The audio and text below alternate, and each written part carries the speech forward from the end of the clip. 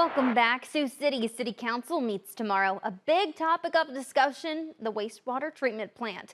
They're going to be asked to approve the new plans for the facility, which would cost $20 million.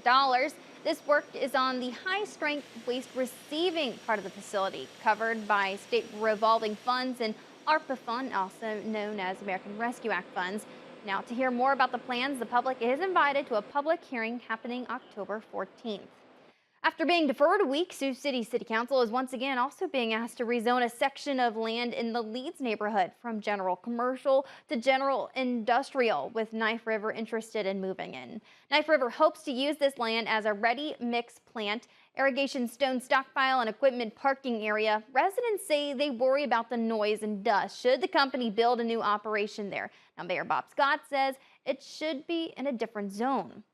Council is also being asked to conduct a public hearing on the plans for a new utilities field office building. The current building is on 1700 block of 18th and has foundation issues according to city documents.